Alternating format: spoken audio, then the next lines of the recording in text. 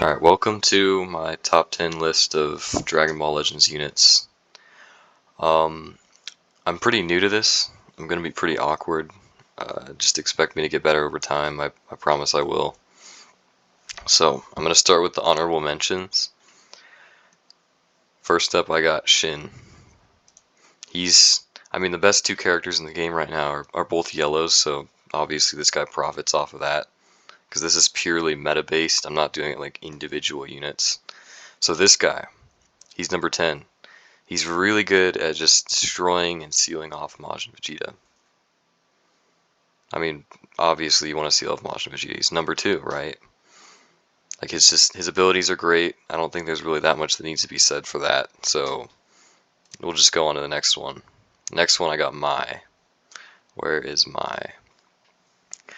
Mai is a really good unit for like combo extensions and just feeding greens to Vegito Blue, who's really good, obviously. And being able to do that, you can build up Vegeta's gauge a lot easier and extend the combos for much longer.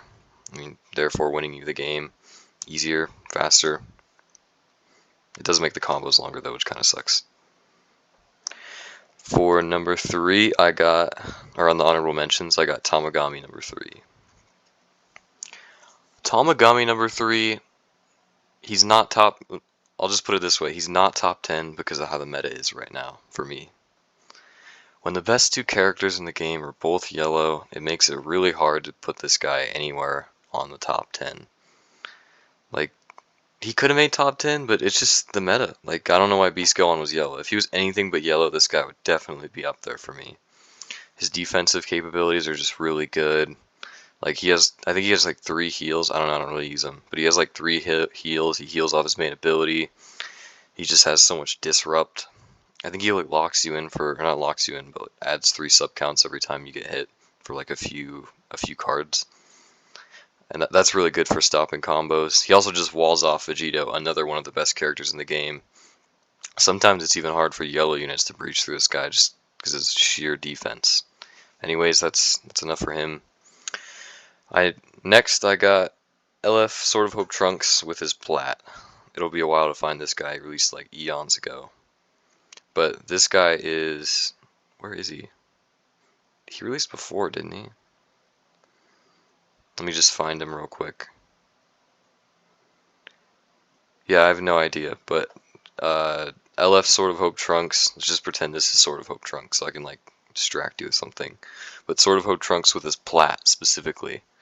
His plat just adds so much to him and it makes him like a premium defensive character. He's better than Goku Black, who was like supposed to be a headliner for the Great Legends Festival. Instead, we got the mighty Goku Black. I don't know. He's not what he should have been, honestly. But LF Sword of Hope Trunks, that's it for him. And for number 10, we got Ultra Super Saiyan 2 Gohan. Let me scroll all the way up so we can find Ultra Super Saiyan 2 Gohan. Where is he at? There he is. This guy. Don't even get me started on this guy. I don't even know what they were doing with this. When they released him too, it was just a dog walk for every unit in the game. He was like number 1. Even when Frieza went out, you could still make an argument that he was just number 1. Just because of everything they gave him. Like he has the counter blue, he has a fast AoE green, he has Janemba's gauge, but like way better. It charges when you use his cards, which I think is better, honestly. Everything about this guy is just insane. Like, he's just ridiculous, mechanics-wise. I'd go as far to say he's like probably going to be the best aging Ultra, just due to his mechanics and everything he does. And now that Beast Gohan is here to like hype him up, he's going to be way, way better. Like, way better. Obviously, because he's number 10 now. Because yellow-green, it's like a really good setup, you know? For number 9, I have LF Omega Shenron. Let me find this dude. Ignore the ad. So LF Omega Shenron. This guy was probably one of my favorite releases this year. Like, he didn't do anything that was like crazy toxic. He was just kind of like there, like, and that's what you need on a Dragon Ball Legends battlefield. Like, you don't want people to be getting annoyed because they're getting AoE'd and then a strike and then into the lock-in ultimate, like a certain Majin character that ends, or that starts with a V and ends with Vegeta. You don't want to be like that guy. That guy makes the game less fun. He makes the meta way worse than it already was. Like pre-Majin Vegeta meta, we had like Turles, Tree of Might Goku. It was like yellow, yellow, blue already, was it? I don't know. It was like something like that. And then they dropped Majin Vegeta, and it just probably one of the worst. It led into like one of the worst metas, if not the worst ever. Like that was just terrible. It was so not fun to play PvP with that making its rounds. But him, this guy, this beast, this demon, he did none of that, while also being a solid character defensively and offensively when he dropped. He had some nice unique things. His LF was amazing. Just great character all around. And I think he stands on his own right now. He has the indestructible. I think he has some disrupt. I don't know. I don't really use him, but great character overall. On to the next one, we got. Let me find him. Tree of Might Goku.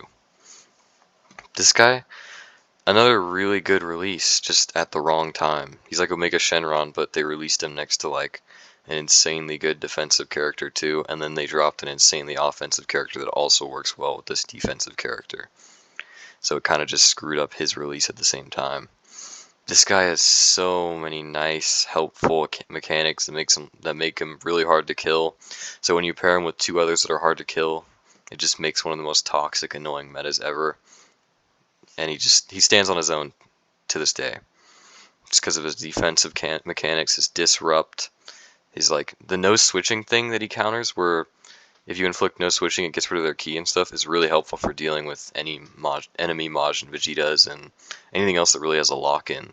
So he's still great to use to this day, because not many, I don't think there's any other units that have that. So that's it for him. On to the next one, and here I got Super Saiyan 3 Goku. Now, this is just my opinion. A lot of people like this guy, but I just don't think he was just kind of odd. Like, they dropped another green combo merchant right after they dropped the green combo merchant. Doesn't really make sense to me. His animations are cool, except his LF. His LF is just the summon animation. I think that's really like wasteful. Like, this unit could have been something cool like next year, like as an ultra. I just don't know what they're doing. But kit wise, this guy is a pretty good character. He has the nice endurance thing. He's basically just Vegeta without the auto counter, and I think he can combo a little bit longer because of some of his things. And his transform too, restores vanish, pretty nice. And since we have a bunch of yellows, a green is going to be protected by those yellows, right? So this guy is off to a good start with that, and that's why he's more valuable in the meta than someone like Sword of Hope Trunks, who gets like decimated by this guy and Vegito Blue and Super Saiyan 2 Gohan. Yeah, like, great character, bad LF, good in the meta, random release. On the next one. Number 5, I got Turles. This guy, very solid release. I really liked this guy's release. His kit was nice, not too toxic. The comeback's pretty annoying, but it's not like, it's something to play around, not something to just get like screwed over by, like Majin Vegeta AoE green. Let's see. Oh yeah, the Mighty Goku Black unique gauge. It's way too good. They need to nerf him. But anyways, solid release, great character. I don't know why they chose him to be an Ultra though. Kind of odd. Didn't really make sense to me. I was kind of shocked. Next up, we got the LF Vegito Blue. Knew it was coming. Some people might be shocked by my placement of him since I like Vegito a lot, but I can't really be biased since this is about the meta. I think Vegito Blue got hurt a lot by Beast Gohan dropping, because I feel like he was always pretty susceptible to like lock-in ultimates and things of that nature.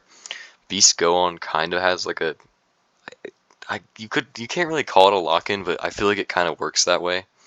If you were to just strike and then not dash forward and use your special beam cannon, you can use it with your combo, and they can't switch.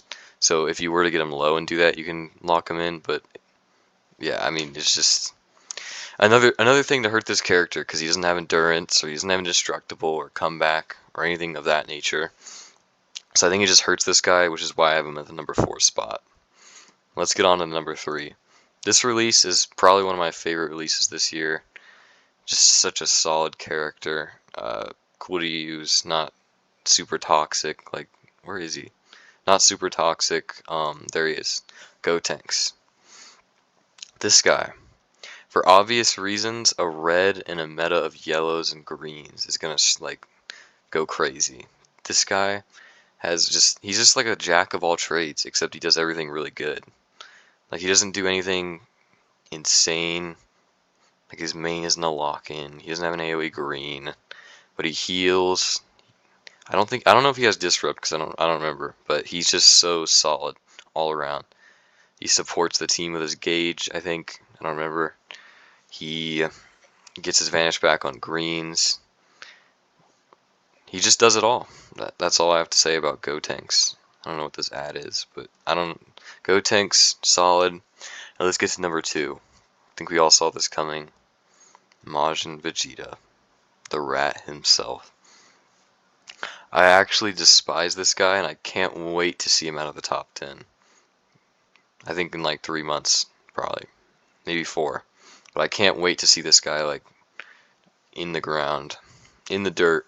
I hate this guy with a passion. Majin Vegeta is just... He's probably the most... I would go as far as say he's the most toxic unit of all time. He has the G4 style gauge, but with blasts, so that you have to play around blasts, and if you use a blast, you get locked in and blue carded. Like, it's just unavoidable. You have to go through that 3 times, by the way, on top of dodging AoEs, and on top of that, you have to play around an AoE damaging lock-in ultimate. What a rat. Nothing else to say about this chump. Let's get on to number 1. Beast Gohan. I love this release. This is a great release. His animations are great. I feel like people hated on his art, but it's really not that bad. I think people just didn't expect it to be as simple as it was. When in reality, I feel like that simple, less is more. Like, it looks really neat, really nice, not doing too much. The animation for the ink art thing was really cool too. I loved that. So his art was great, and his active gauge, I feel like that's a great way to introduce a mechanic that isn't like crazy toxic. Like, sure, if you die to it, you're gonna be annoyed, but if you died regularly, you'd also be annoyed. He's overpowered, but not toxic. That's it for my top 10. Thanks for watching.